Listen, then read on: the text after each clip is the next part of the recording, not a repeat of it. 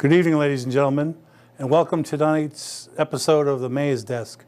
We have a very interesting discussion tonight and a very interesting guest. I want to introduce Atticus Maloney. And Atticus, you were just part of a group of young people that went up to northern Maine and looked into the National Monuments proposal. Yeah. How did that come about? So I was chosen along with 8 other Maine teenagers, and we were brought up to the area right next to Baxter State Park in order to look at the area, get a feel of the land itself, and talk to people with opinions against the park and opinions for the park, in order to just kind of get a well-rounded view of the issue. So was this a weekend trip, or what was the duration of your visit? It was a whole 2 weeks. 2 weeks? Yeah. 2 weeks living off the land, or did you have hotel accommodations? No, 2 weeks. We were in tents the whole time. We even foraged a little bit for some forest cucumbers while we were out there. And yeah, it was just hardcore camping the whole time. I'll share with you that my idea of camping is Mount Washington Hotel. I got selected because I showed leadership ability in my school and in my essays that I had to write as part of the application. I see. What they wanted to do was get a variety of teenagers from across Maine so that they could have those different communities all understand the issue. Are you a camper? Are you a trail walker? So I like to think I am now. I didn't have that much camping experience going into it. I had camped at Acadia, you know, camping. My first experience in not showering for like 2 weeks. And we just like kind of wash off in the lake. You had to cat hole whenever you had to go to the bathroom. You had to what? Cat hole. Help me. All right, so that's like. You don't have to be real graphic, but. Okay, I won't be. I'll give you the summary. Give me the television-rated version. Yeah. So what you do is you go into the woods and you have a shovel, a pooper scooper, and some toilet paper, and you dig yourself a nice little hole next to a tree, and you do your business, and you have to cover it over and make sure it's all eco-friendly. The cat hole experience was a lot more complicated than I had first thought, because we actually had a course as part of our thing about the whole about different ways you could do your business. Like you have like leaning up against the tree or like holding on to it. Yeah. What did you think of all that? It was pretty funny. One interaction with wildlife that was really notable to me was the number of bald eagles I saw. Oh, wow. I'd actually say that if this were to become a national park, it would be one of the most patriotic I've been in, because every like 200 feet we'd see another bald eagle flying across our path. How much land are we talking about? All right, so we've got a square of about 150,000 acres of land that are that would be used for the National Monument. Is this within Baxter State Park? No. This is land outside of Baxter State Park? Yeah, this is outside of Baxter State Park. Okay. It's actually directly adjoining Baxter. If you are looking at a map of Maine with Florida to the south and Maine to the north, Baxter is going to be directly to the left of the land.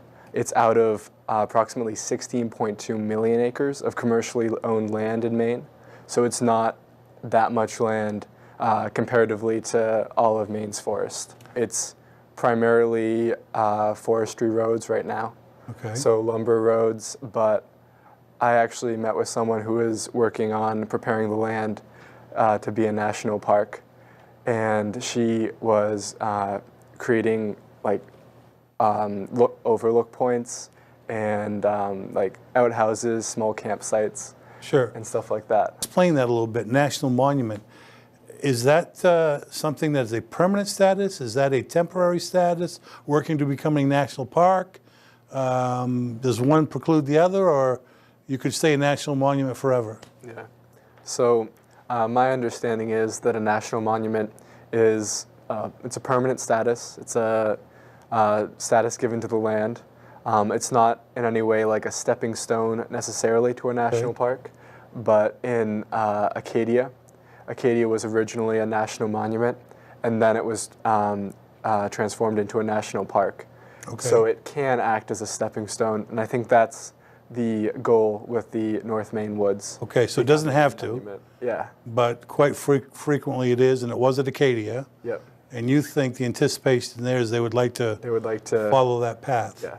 For pros, the economic benefit is a huge one. The preservation of the land is another.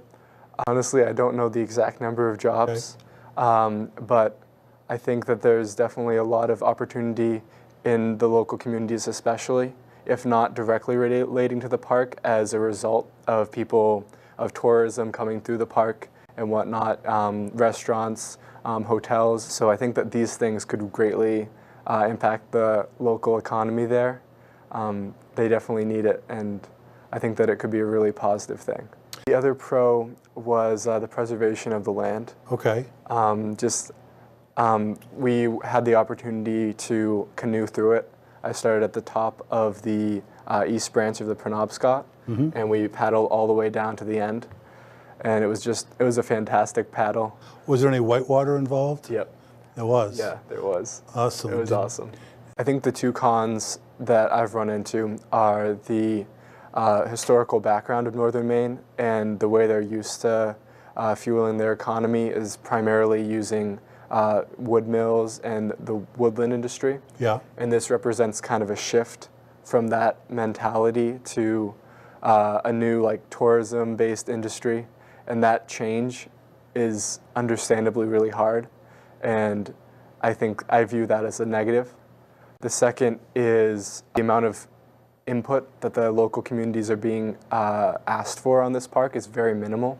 Okay. And I think that could really benefit from being in a greater amount, and that if we don't have the local communities involved in the park, we won't have those economic benefits. Okay. I heard that Southern Maine was a major push, and the Northern Maine are kind of putting on the brakes. Why the locals would be opposed to an economic boost. To understand that point of view, you really need to understand the history of the wood industry in Maine. It's been a huge part of their economy for over 2 centuries. Sure. And for example, in the mid-19th century, mid-20th century, I'm sorry. Right. Right.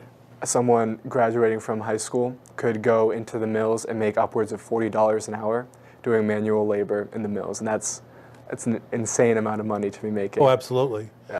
I think that's another important part of the national park. It's not just one thing that they're going to do to improve the economy. It's not a standalone thing. It kind of represents a shift to a new industry, Yep. maybe a shift to improving the economy and bringing it back and getting more young people and just. So one group of people we haven't talked about is the local hunters and fishermen. Yeah. What we don't often realize is that much of the land that we hunt on and we fish on is owned by private industries. Sure.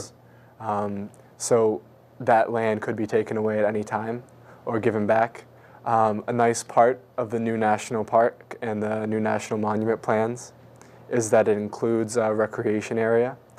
That's going to be a national recreation area. Oh, I see. Okay. Where it'll have snowmobile trails, and hunting and fishing will be allowed in that area. Quimby is putting in $10 million of her own money that's attached with the proposal for the national monument, and that's going to gain interest and provide money to build outhouses, to hire people on, and to just make the land what it needs to be. So there's an endowment that comes with this proposal. Yes, there is. What is the current status of the proposal? It needs to be signed off by our president to become a national monument. So they're just working on getting that through. At this point, would you call the resistance soft, moderate, or very involved? Moderate. I say moderate because I think that in my experience, the resistance has been met by the positivity of the people up there. Okay. So, for example, I talked to someone who had worked in the mill industry for his entire life, but he realized that the mills were gone, and they weren't. He didn't think that they were coming back anytime soon. Right. And he was very much a supporter of the park. And I talked to other people who were against the park because they didn't want to transition their economy. They didn't want tourists coming up and invading their communities. So I think that there's like these two contrasting groups of people, and that they sort of balance each other out.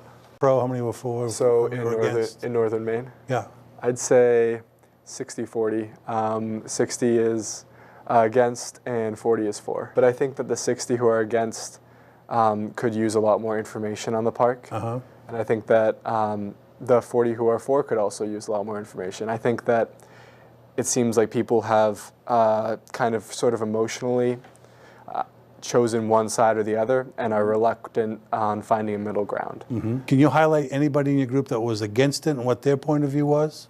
So there was one boy in my group who was against it from the beginning. A lot of people were unsure of which way they were leaning. Yep. But there was one guy flat out against it at the beginning. Yep. And he was a hunter and he was a fisherman. Those were his passions in life. And he really thought that this just wasn't going to be a good idea. Sure. But through the course of the trip, I was actually really surprised that at the end he said that he was all for it. He turned. He changed his opinion. Yeah, interesting. And I was really surprised at that, but his reason was mainly economic. Yeah.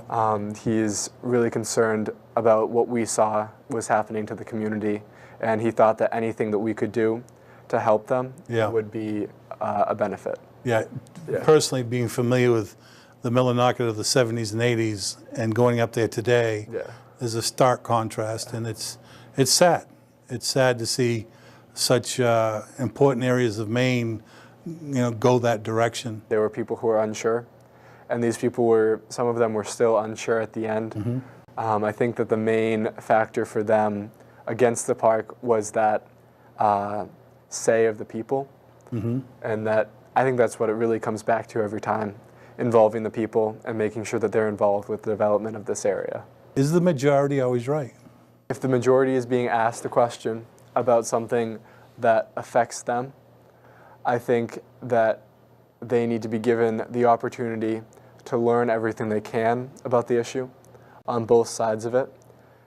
And then once they've learned everything about the issue and they have a well-educated opinion, mm-hmm. then I think the majority is right. I certainly support majority opinion when we have referendums and votes. Yeah. But I struggle as mayor when there's, people come to you and you hear one side of it. Maybe the silent side is the majority, but they're not speaking. Yeah. You play Senator of the United States. What's your opinion? So my opinion is that timidly, I would say that the park should go through, but in order to have that happen with us reaping the economic benefits that we want to, we need to try to involve the community more. For example, one person I talked to, the same person who's laying out the land, making those campsites, and putting in those overlook points, that same person is really making an effort to involve the local community. Actually, the outhouses are made by the local Amish. Probably one of the nicest outhouses I've ever been in. Really? Local forestry was brought in to clear out the land. Local stone masons were lining the road with rocks. And just that level of community involvement, I really want to see continue. That's a very interesting conversation, one I really enjoyed engaging you with. Thank you so much for having me. Thank you so much. All right, come again.